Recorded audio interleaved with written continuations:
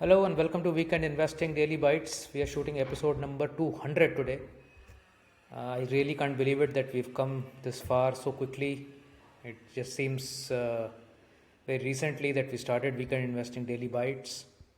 It's been an encouraging journey from a lot of users who've sent their love and a lot of testimonials saying that they have actually gained from the information or the discussion that we have here. So thank you all for subscribing and following the Weekend Investing channel. And I'm really happy that we've reached episode 200 today. So we will revisit a topic of tax loss harvesting today, and we'll talk about how you can postpone your immediate tax gains, or some of it at least. A bit about the market today. So the metals were on fire, plus 1.2%. Steel prices have gone up dramatically in the past, but again this month, yesterday, the steel majors have upped the price. All commodity stocks continue to rise. There are news that construction companies are having a tough time, passing on this increased costs to consumers, and there is a lot of inflation related concern within FMCG and most other sectors. So this is becoming a very big headwind going forward. What was initially termed as transitory, then temporary, and now it seems it is becoming very permanent. And this is actually going to hurt the market somewhat, because in a rising yield environment, stocks will take some beating, and the hope is that there can be growth which can sort of nullify this impact of increased yields. But the global growth is also not looking very, very sound right now. So a bit of a mess in terms of the global order right now. Nevertheless, as you can see in the chart, metals, energy and commodities were the ones which were going up. Financials, autos, real estate, they took a breather today. FMCG was also down. So pretty much a sort of a corrective day, with Nifty coming off by 0.4% after a few days of a good run. In terms of the broader indices, small cap index also was down 0.2%.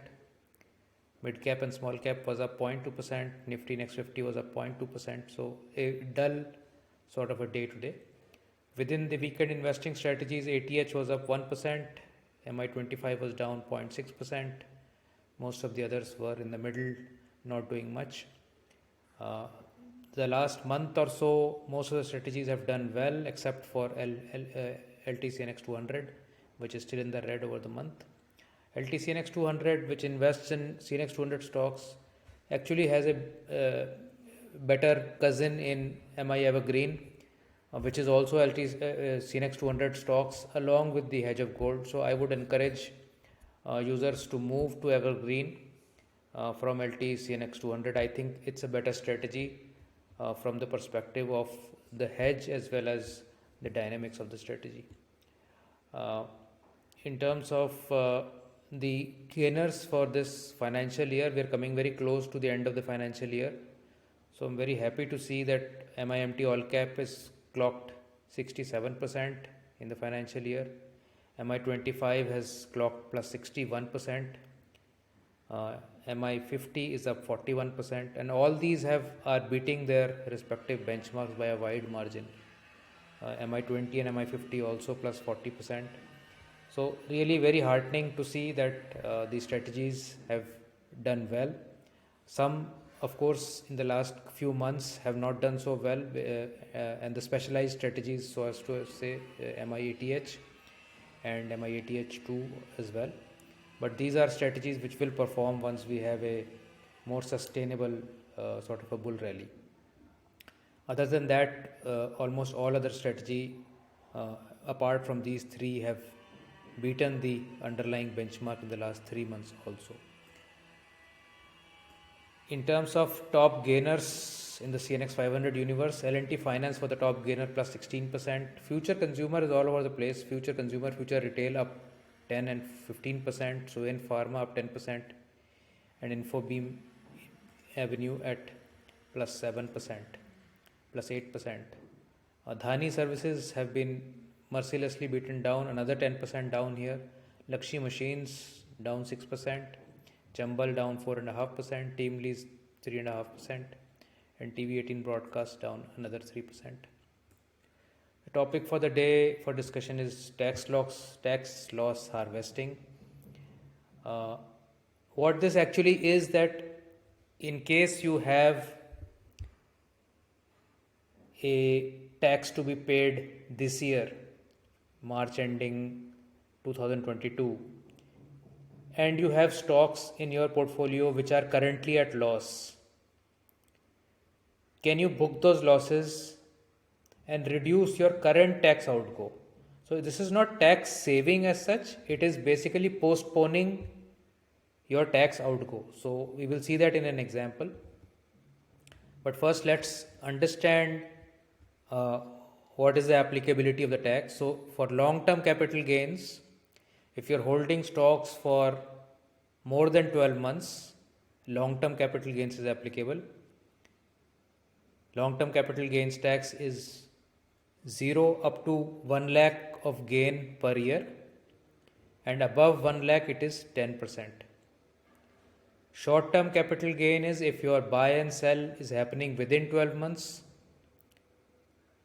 any 12 months, not necessarily within a calendar or financial year, any 12 months, then the tax rate on the gains is, net gains is 15%. So if you have short-term capital gain on some stock and if you have short-term capital loss on some stock, you can club them together and on the consolidated number you will be paying 15%. Similarly, in long-term capital gain, you can club long-term capital gain and long-term capital loss and pay on the net. You can also offset short-term capital loss against long-term capital gains. The example that we want to show you is, let's say there are two stocks. Let's say you bought at 750 stock A, stock B you bought at 2,500. You made an investment of 7.5 lakhs each, 1,000 shares here and 300 shares on B. This is the same table. And let's say the current price on A does not move. The current price moves from 750 to 1,000. So you made a profit of 2.5 lakhs on A, and the stock B dips from 2,500 to 2,250. So we have a 75,000 loss on B. Now we have not booked it yet, but these are just the numbers in March, let's say. Now if you only exit A, then you have a short-term capital gain booked of 2.5 lakhs, whereas B you have not yet booked it and it's still in your books. So you will pay 15% short-term capital gains on 2.5 lakhs at 37,500. So this is your usual short-term capital gain that you would have paid. Now, in case you want to do tax loss harvesting, what you can do is you can also book your losses and rebuy them. Maybe in a family account, maybe in the same account after a day. So you could basically book your losses while taking up the position again, so that you're not out of position. But in the accounting books, you have closed the first sort of purchase. So if you do that, then your 2.5 lakhs gain from A will get set off with your 75,000 loss on B, and now you only have to pay 15% on 1.75 lakhs. So 26,000 is what you will pay. So you were paying earlier 37,500. Now with this tax loss harvesting, you are paying 26,250. So you've saved your current tax outgo by 11,250. You've not saved tax as such in the long term, but you have saved on immediate outgo. And these numbers look small, but if you have large portfolios and there are meaningful losses, these numbers can also become meaningful. So this is how you can harvest tax loss. What you can also do is, let's say you have a long-term portfolio, and let's say your profit is not more than 1 lakh, for instance. So you can book that profit and rebuy them again. On 1 lakh you will not pay any tax, and for the next year now you again have that 1 lakh window open for you for more than 12 months if you are going to hold it. So these are some of the ways in which you can do some tax loss harvesting. This will reduce your current outgo, and of course you will be incurring some cost while you're doing it. So even if you are changing from one account to the other, there will be transaction cost, there will be brokerage, there will be STT, so on and so forth. So you have to be mindful of these costs and how much benefit you are able to derive out of tax harvesting. Some brokers like Zerodha already, I think, give you a list of stocks that you can tax harvest and what is the kind of loss that you will be able to generate if you book them today. So make use of all that and see if tax harvesting is for you. In most momentum strategies, even though the momentum strategy may be in a loss, individual stocks will not be in deep losses because these strategies exit stocks whenever we have deep losses. So you will not find too many stocks which have deep losses in momentum strategies. If you have net loss in a year, then of course you can carry it for next 8 years. So let's say everything put together you are down minus 2 lakhs. So that minus 2 lakhs of short-term capital loss you can carry forward for next 8 years, and whenever you have short-term capital gain against that, you will be able to adjust it. So short-term capital loss can be carried forward for 8 years. So in case you don't have a short-term capital gains against it or a long-term capital gains against it, you can still carry forward it. Another insight we had today was on Hero Motors. We saw that the stock really has gone nowhere in the last 8 odd years. So a lot of these stocks, which are high quality stocks, have been laggards. And not to say that they will not perform in the future, they will definitely have a new life at some point. But it also points out that very good names can give you very long periods of holding without gains, and you may run out of patience at some point of time, maybe just before the next move comes. So an easier way is to track strength in the market, stay with the strength in the market, like we do in momentum portfolios, where we are not stuck with laggards for too long. If the stock is not moving, we get out of it and board a new bus. So it's a very different way of investing, and the kind of results that we have seen, at least on the returns aspect, the returns have not been less than any conventional portfolios. So my suggestion would be that, depending upon your psychology, in case you are not built for holding on to stocks which don't move for 5, 7, 10 years, then do consider momentum investing, because that will help you. Another insight that we saw on our free portfolio, the Nifty and Gold NG 50/50 portfolio, is that last 3 years you can see that this portfolio is up about 59%. Whereas equity large caps are up 49%. So even over 3-year period, a simple ETF based strategy which rebalances monthly has been able to beat the large caps.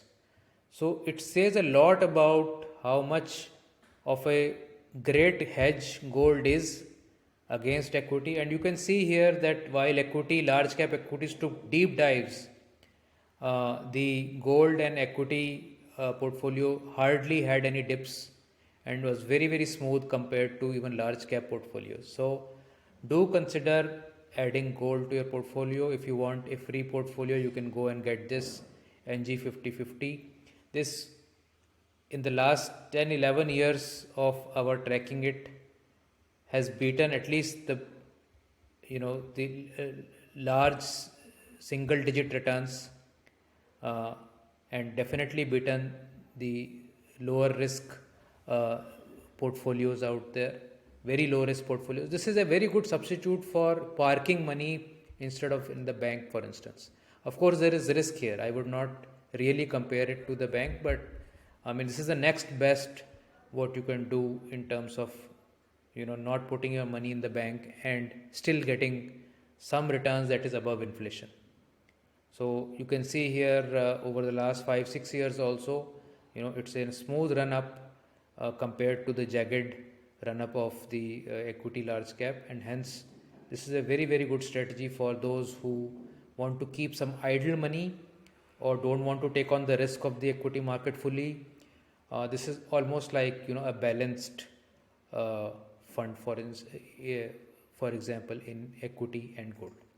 So this is all I had for today. Thank you so much for watching. Again, thank you very much for being with me and staying with me on this 200th episode and this entire journey since last May, I think. We started in May, so we're not even a year in.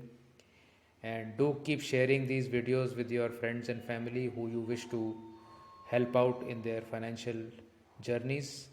Thank you so much, and I'll see you in another video. Bye.